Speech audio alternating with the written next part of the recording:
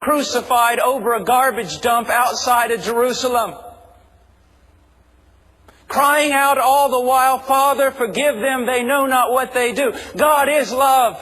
And everything God does is in the context of love. And God's commandments are expressions of His love. And God's morality are expressions of His love. And God's directives, God's prohibitions, they are all manifestations of His love.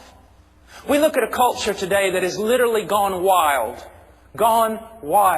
turned over to the wickedness of its own heart, and that is true.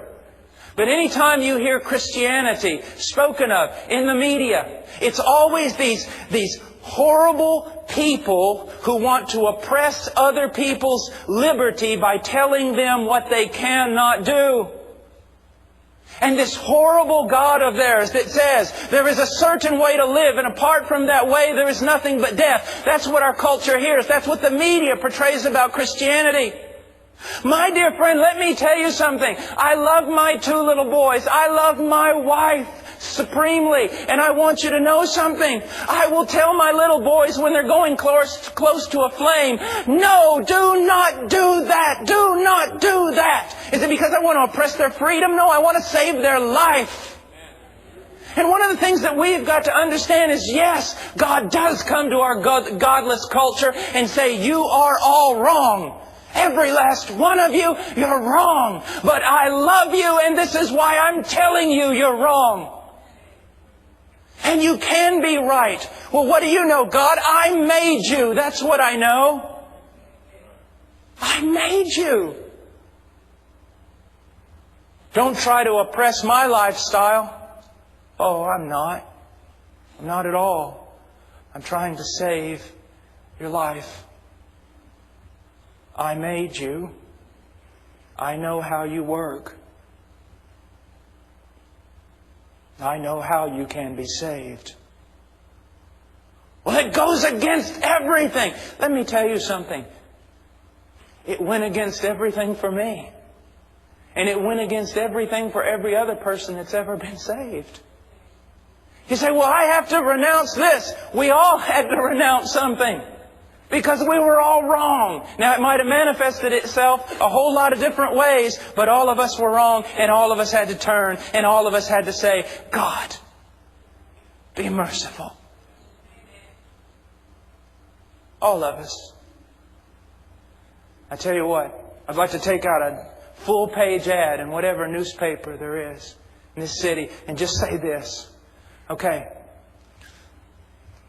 This is who we want in our church. Every thief, every murderer,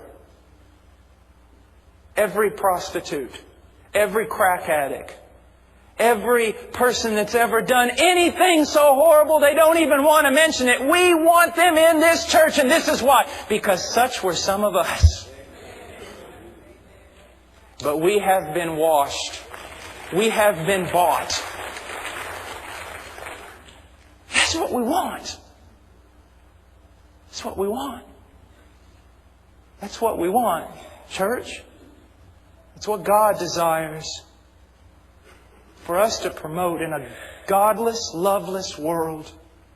A true God who is both holy and love, who is both mercy and justice, and has been able to show the perfection of both those attributes the day His Son died on that tree.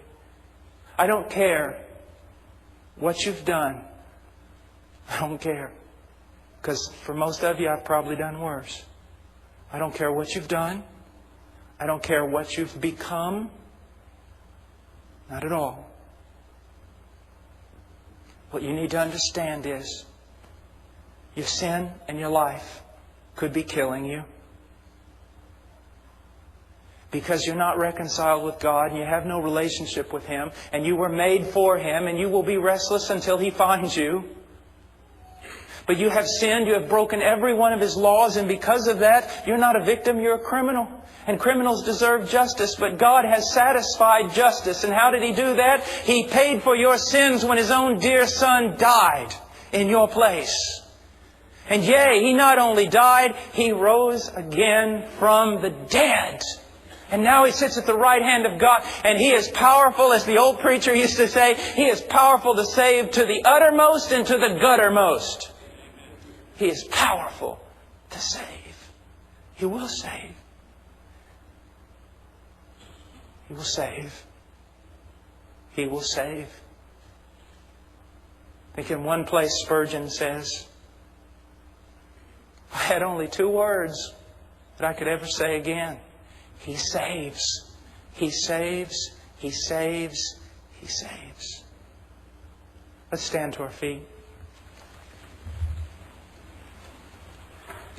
We're going to have an invitation. If you have any need whatsoever, if you feel like today, you're saying, I need to be saved. Well, come down and talk to us.